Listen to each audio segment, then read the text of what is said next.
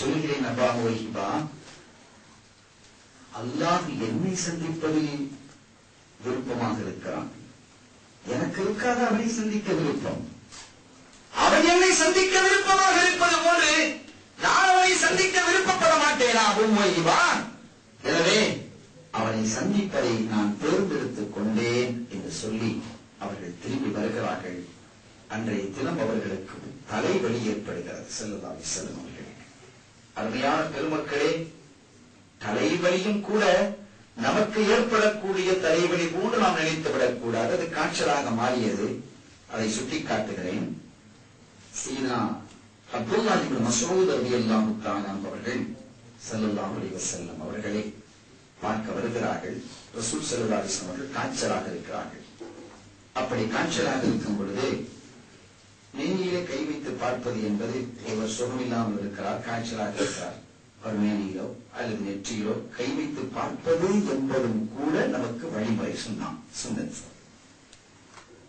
அப்படி கை வைத்து பார்க்கும் பொழுது அவருக்கு ஒரு சந்தோஷம், ஒரு மன நிறைவு. அந்த மன நிறைவே அவருக்கு ஒரு ஆஃபியத்தை ஏற்படுத்தும். நபிகள் எவ்வளவு அழகான வழியை, வாழ்க்கை முறையை நமக்கு சொல்லி தந்திருக்கிறார்கள். அதுபோன்று கண்மணி நாயகத்தின் மீது கை வைத்து பார்க்கிறார்கள். நபிகள் உள்சட்டை மேல்சட்டை அணிந்து அதற்கு மேலே ஒரு கடினமான போர்வையை போர்த்திருக்கிறார்கள். ஒரு போர்வை, குளிர் போர்வையை போர்த்திருக்கிறார்கள். அதன் மீதுதான் இப்னு மஸ்ஊத் ரலியல்லாஹு தஆலா கை வைத்து பார்க்கிறார்கள். வைத்த கையை சட்டென்று உயர்த்திக் கொள்கிறார்கள். சூடு தாங்க முடியவில்லை. யா ரசூலல்லாஹ், என்னால் இந்த ஆடைக்கு மேல் கூட கை வைக்க முடியவில்லையே என்று கேட்கும் பொழுது ஸல்லல்லாஹு அலைஹி வஸல்லம் அவர்கள் சொன்னார்கள், இப்னு மஸ்ஊத், நீங்கள் சோதிக்கப்படுவது போன்று 2 மடங்கு நபிமார்கள் சோதிக்கப்படுவோம். உங்களுக்கு எவ்வளவு சோதனைகள் ஏற்படுகிறதோ அதுபோன்ற சோதனைகள் மடங்கு எங்களுக்கு அதிகப்படுத்தப்படும். எங்களுக்கு அதிகம் சோதனைகள். நபிமார்களுக்கு சோதனைகள் அதிகமானவர்கள் நபிமார்கள் தான். ஒரு செய்தி உங்களுக்கு சொல்லட்டுமா? இப்னு மஸ்ஊத், ஒரு நபிக்கு அல்லாஹ் பேனினுடைய தொல்லையை கொடுத்து அந்த கும்மல் பேனே அவர்களை மூத்தாக ஆகிவிட்டது, கடித்து கடித்து. அப்படியெல்லாம் அல்லாஹ் சோதனை கொடுத்திருக்கிறார். நாயகனே, அப்படி என்றால் உங்களுக்கு நன்மையும் அதிகம் அல்லவா என்று சொன்ன போது நபிகள் சிரித்துக் கொண்டு அதை ஏற்றுக்கொண்டார்கள். சோதனைகள் அதிகப்படும் பொழுது நன்மைகளும் அதிகமாகிறது, இறைவனுடைய நெருக்கம் கிடைக்கிறது. அந்த சோதனைகள் ஏன் நபிமார்களுக்கு அல்லாஹ் கொடுத்தான் என்பதற்கெல்லாம் விரிவான விளக்கமும் தகவல்களும் நிறைய இருக்கிறது. அது தனிச்செய்தி. ஆக ஸல்லல்லாஹு அலைஹி வஸல்லம் அவர்களுக்கு இப்படி ஒரு தலைவலி ஏற்பட்ட போது அவர்கள் அன்றைய தினம் சீதத்தினா மைமூனா ரலியல்லாஹு தஆலா அவருடைய வீட்டில் இருக்கிறாங்க. அவங்க வீட்டில தான் இன்னைக்கு தங்கி இருக்கிறாங்க. ஐன ரதன், நாளை நான் யார் வீட்டில் இருப்பேன் என்று அவங்க கேட்கலாம். நாளை எந்த மனைவி வீட்டில்? என்னுடைய அந்த முறை ஒவ்வொரு மனைவிக்கு இந்த நாட்கள் பிரிச்சு கொடுத்திருந்தான். நாளை யாருடைய வீட்டில், யாருடைய வீட்டில் என்று கேட்கக்கூடிய அந்த கேள்வியின் மூலமாகவே ஸல்லல்லாஹு அலைஹி வஸல்லம் அவர்கள் சையதனா ஆயிஷா ரலியல்லாஹு தஆலா அவருடைய வீட்டிலே தங்க விருப்பப்படுகிறார் என்பதை நபியினுடைய மனைவிமார்கள் புரிந்து கொண்டு ஸல்லல்லாஹு அலைஹி வஸல்லம் அவர்களை நேராக ஆயிஷா நாயகி ரலியல்லாஹு தஆலா அவர்கள் வீட்டுக்கு அழைத்து சென்றார்கள். அவங்க வீட்டில் இருக்கிறாங்க. அந்த நோயுடைய பள்ளிக்கு வந்து போறாங்க. அந்த நோய் சற்று அதிகமாகி கொண்டிருக்கிறது. நோய் என்றால் நமக்கு ஏற்பட்ட நோயாக கற்பனை செய்யக்கூடாது. நமக்கு ஏற்பட்டிருக்கக்கூடிய தலைவலியாக கற்பனை செய்யக்கூடாது. நமக்கு ஏற்பட்டிருக்கக்கூடிய காய்ச்சல் மாதிரி கற்பனை செய்யாதீர்கள். அதுவும் தனியான ஒரு செய்தியாக பேசப்பட வேண்டிய தகவல். ஒவ்வொன்றிலும் அல்லாஹ் வித்தியாசம் வைத்திருந்தான். நபிகள் ஸல்லல்லாஹு அலைஹி வஸல்லம் வீட்டில் இருக்கும் பொழுது ஆயிஷா நாயகி வீட்டில் இருக்கிறாங்க. சையதனா ஃபாத்திமா நாயகி வர்றாங்க. தந்தைக்கு ரசூலுல்லாஹ்வுக்கு சுகமில்லைன்னு பார்க்க வர்றாங்க. அப்போது சொன்னார்கள், ஆரவனியல் பில் ஆம ஜிப்ரீல் மர்ரத்தை. ஃபாத்திமா, ஒவ்வொரு முறையும் ரமதான் காலம் வந்துவிட்டால் அதுவரை இறங்கிய வசனங்களை, ஆயத்துக்களை ஜிப்ரீல் அலைஹிஸ்ஸலாம் அவர்கள் உதாரணமாக ஒரு 30 சூரா இறங்கி இருந்தா அந்த 30 சூறாவையும் அப்படியே ஓதி காட்டுவாங்க. 50 சூறா இறங்கி இருக்கிறதா, 50 சூறாவையும் அப்படியே ஒரு முறை எனக்கு ஓதி காட்டுவார்கள். இந்த வருடம் 2 முறை ஓதி காட்டினார்கள். அரவணி ஜிப்ராயில் மர்ரத்தை, ஜிப்ராயில் இந்த வருஷம் 2 முறை எனக்கு ஓதி காட்டினார்கள். குர்ஆனை முழுமையாக 2 தடவை எனக்கு ஓதி காட்டினார்கள். ஏன் யா ரசூலல்லாஹ், நாயகமே ஏன் அப்படி? பாத்திமா நாயை கேட்கலாம்.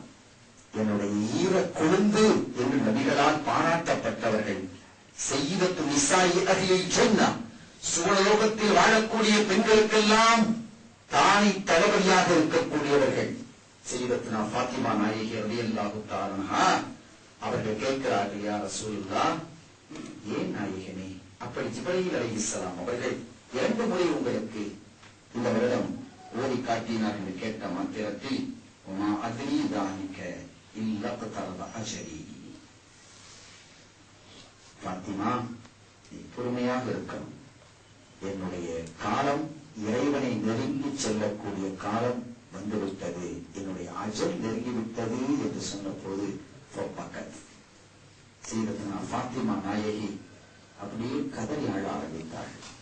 ஃபாத்திமா பொறுமையாக இருக்கணும், உங்களுக்கு ஒரு சுப செய்தி சொல்லட்டான். சுவலோகத்தில் இருக்கக்கூடிய பெண்களுக்கெல்லாம் தலைவியாக இருக்கிறதுக்கு உங்களுக்கு விருப்பம் இல்லையா? அல்லாஹ் உங்களுக்கு அந்த வாக்கியத்தை தருகிறான், சந்தோஷப்பட்டுக் கொள்ளுங்கள்.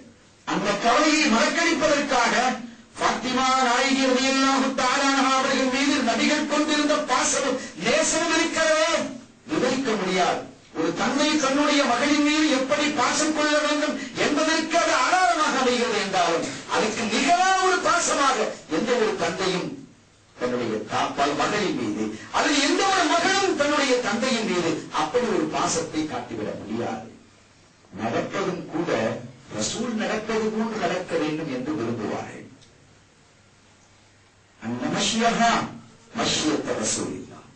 ஃபாத்திமா நாயகி ரலியல்லாஹு தஆலா அன்ஹுடைய நடையும் கூட ரசூலுடைய நடையாக இருக்கும்.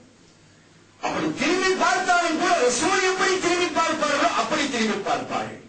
ஒவ்வொன்றிலும் ரசூலை பின்பற்ற வேண்டும் என்று அவர்கள் நினைத்தார்கள். ஒரு சஹாபி அப்துல்லாஹ் இப்னு உமர் ரலியல்லாஹு தஆலா அன்ஹுமா என்று நான் நினைக்கிறேன், நபிகளுடைய காலத்திற்கு பிறகு ஒரு முறை அந்த பக்கமாக ஒரு வாகனத்திலே குதிரையிலோ அல்லது ஒட்டகத்திலோ ஒரு பதவி போறாங்க. சஹாபாக்களும் போறாங்க, பல பேர் போய்கொண்டிருக்கும் பொழுது ஒரு பகுதியில திடீரென்று தலையை குனிகிறார்கள்.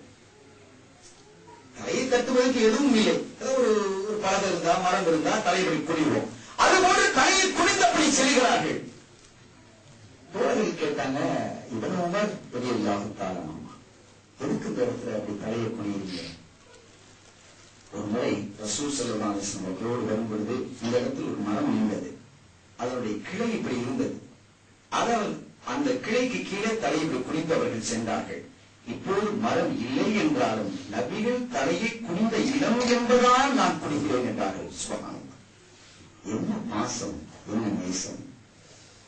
இதையெல்லாம் விவரிப்பதற்கு பல உதாரணங்கள் இருக்கிறது. ஆனால் உதாரணங்களை சொல்வதனால் சொல்ல வேண்டிய தகவல் நிறைய குறைந்து போய்விடுமோ என்று அஞ்சி நான் அவைகளை விடுத்து வருகிறேன். சங்கைக்குரிய பெருமக்களே, அப்படி ஒரு பாசமும் நேசமும் சஹாபாக்களுக்கு இருந்தது. சய்யிதத்துனா ஃபாத்திமா ரலியல்லாஹு தஆலா அன்ஹா அவர்களுடைய நடையும் அப்படி திரும்பி பார்ப்பதாக இருந்தாலும் கூட நபியை போன்று திரும்பி பார்ப்பார்கள். உணவை எடுத்து உண்ணுவதாக இருந்தாலும் நபி உண்ணுவது போன்று உண்ணுவார்கள். வலதுகையால் சாப்பிடணும், சாப்பிட்டு இருப்போம், ஆனால் என்ன ஸ்டைல், நபிகள் எப்படி கொண்டு வருகிறார்கள் என்பதை பார்த்து அப்படி உண்ணுவார்கள். இப்படி ஒவ்வொரு செயல்பாடுகளிலும் ஒவ்வொரு பேச்சிலையும் நபிகள் பேசுவது போன்றே ஒவ்வொரு வார்த்தையும் தனித்தனியாக பேசுவான். சில விஷயங்களை 3 தடவை நபிகள் திருப்பி சொல்வது போன்று சொல்லுவார்கள்.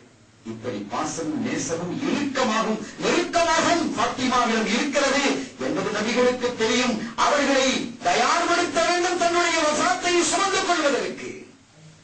ஃபாத்திமா அழுவாங்க. ஃபாத்திமா, அழாதீங்க ஃபாத்திமா, அல்லாஹ் உங்களுக்கு ஒரு வாக்கியத்தை தரலையா ஃபாத்திமா, நீங்க பொறுமையாக இருக்கணும். உங்களுக்கு சுவனலோகத்திலே வாழக்கூடிய பெண்களுக்கெல்லாம் தலைவியாக இருக்கக்கூடிய பாக்கியத்தை ரப்பல் ஆலமீன் அல்லாஹ் உங்களுக்கு தருகிறான் என்பதை நீங்கள் நினைத்து சந்தோஷியுங்கள், பொறுமையாக கொள்ளுங்கள் என்று அண்ணலம் கண்மணி ஸல்லல்லாஹு அலைஹி வஸல்லம் அவர்கள் ஆசுவாசப்படுகிறார்.